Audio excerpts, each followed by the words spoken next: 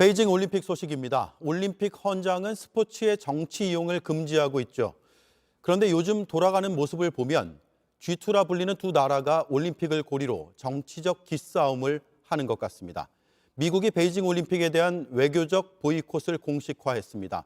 선수단은 보내되 정부 인사나 외교 사절은 안 가겠다는 겁니다. 워싱턴을 연결해 보겠습니다. 김필규 특파원, 지난달부터 검토 중이라고 하더니 결국 보이콧을 결정했군요. 네, 젠사키 백악관 대변인이 언론 브리핑에서 작정한 듯 이야기를 꺼냈는데요. 먼저 직접 들어보시죠. Given the PRC's ongoing genocide and crimes against humanity in Xinjiang and other human rights abuses. 예, 여기서 신장 학살은 중국 당국이 신장 지역에서 위구르족 등 이슬람 교도를 가두고 살해한 걸 이야기합니다.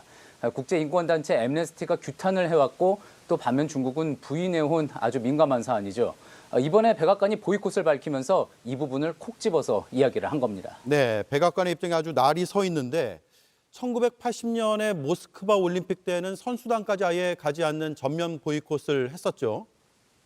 그렇습니다. 당시 미국은 소련의 아프간 침공을 비난하면서 불참을 선언했는데요. 한국과 서독 등이 이를 따랐습니다. 이후 1984년 LA 올림픽 때는 반대로 소련과 동구권 국가들이 보이콧을 해서 두 해 연속으로 반쪽 대회가 되기도 했습니다. 자, 이번에는 공교롭게도 다음 2028년 하계 올림픽이 미국 LA에서 또 열리는데요. 중국이 어떻게 나올지 또 관심입니다. 예. 그리고 이게 미국만의 문제는 아니고 40년 전에도 그랬으면 이번에는 미국이 동맹국들에게 보이콧을 참여해달라 이렇게 요청할 가능성도 있지 않을까요? 그렇지 않아도 언론 브리핑에서 관련된 질문이 나왔습니다. 답은 이랬습니다. We have informed them of our decision, and obviously we will leave it to them to make their own decisions. 예, 알아서 결정하란 뜻으로 들릴 수도 있는데 일단 뉴질랜드가 먼저 정부 대표단을 보내지 않기로 했습니다. 그리고 영국과 캐나다, 호주도 지금 검토 중인 걸로 알려져 있습니다. 다른 동맹국들이 얼마나 미국을 따르느냐에 따라 우리에게도 어느 정도 영향이 미칠 걸로 보입니다. 예. 그리고 미국이 민주주의 정상회의라는 화상회의를 여는데 이것도 중국을 견제하기 위한 거죠. 예, 이곳 미국 시간으로 9일과 10일 바이든 대통령 주도로 민주주의 정상회의가 열립니다. 우리나라와 대만 등 110개국 정상이 이 화상회의에 초청이 됐는데 중국은 빠졌습니다. 권위주의 정권 견제라는 취지의 행사라서 미국은 중국을 외교적으로 고립시키고 더 압박할 것으로 보입니다. 네, 워싱턴에서 김필규 특파원이었습니다. 자, 중국 역시 미국의 이런 주장을 반박하며 정치적인 기싸움에 가세한 모습입니다. 미국이 올림픽 정신을 훼손했다고 비판하는 동시에 인권 탄압은 오히려 과거에 미국이 인디언을 상대로 저질렀다고 주장했습니다. 중국 시민들은 베이징 올림픽에 미국은 필요 없다라면서 격앙된 모습을 보이고 있습니다. 박성훈 특파원입니다.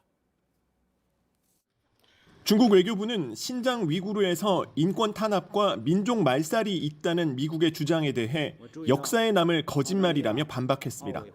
그러면서 미국이 저지른 원주민 탄압부터 돌아보라고 목소리를 높였습니다. 说到种族灭绝，美国历史上对印第安原住民犯下的罪行，才是真正的种族灭绝。 중국은 이어 미국이 정치적 중립이란 올림픽 정신을 훼손했다고 비판했습니다. 올림픽 보이콧은 적나라한 정치적 도발이라는 겁니다.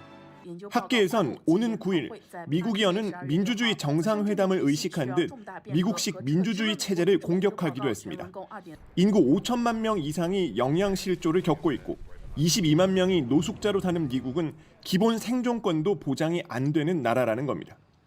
民主不是装饰品不是用来摆设而是要用来解决人民需要解决的问题的 중국 여론은 반미로 돌아서고 있습니다.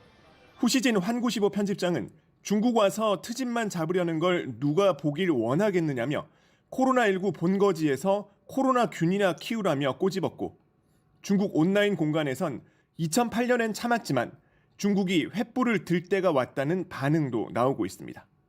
就在疫情的这个大前提下，我们要的是合作和共赢。如果说你去打破了这个合作，那这是一个非常不明智的事情。 중국은 양국 간 협력이 훼손될 수 있다며 동시에 단호한 대처를 언급하고 나서 향후 미중 관계가 한층 악화될 전망입니다. 텐진에서 JTBC 박성훈입니다. 두 나라의 충돌은 우리에게도 큰 영향을 주고 있습니다. 이번 올림픽을 한반도 평화의 계기로 삼겠다는 우리 정부의 구상에 차질이 생겼습니다. 미국이 앞장서는 외교적 보이콧에 우리가 동참하느냐의 문제까지 부딪혔습니다. 신진 기자입니다. 우리 정부는 미국이 외교적 보이콧 결정을 알려왔지만 동참해달라고 요구하지는 않았다고 밝혔습니다. 우리나라 사절단을 베이징 동계올림픽 때 보낼지는 아직 결정되진 않았다고 했습니다. 이번 올림픽이 동북아와 세계 평화와 번영 및 남북 관계에 기여하기를 희망하고 있다는 말씀도 다시 한번 드립니다. 하지만 미국의 보이콧에 동참하는 동맹국이 늘어날 경우 우리 정부에도 부담이 될 것이라는 분석이 나옵니다. 우리 정부로선 결국 선택의 기로에 놓인 겁니다. 베이징 올림픽을 계기로 북한과의 관계를 풀어보겠다는 우리 정부의 구상도 차질이 불가피해졌습니다. 이미 국제올림픽위원회가 도쿄올림픽 불참을 이유로 북한 선수단의 베이징 동계올림픽 출전을 막은 상태입니다. 여기다 미국 측 고위 인사들도 베이징에 오지 않게 되면서 남북미중이 모여 종전선언을 하는 건 어려워졌습니다. 하지만 우리 정부는 올림픽이 아니더라도 여건이 조성되면 종전선언 논의가 급물살을 탈 수 있다는 입장입니다. JTBC 신진입니다.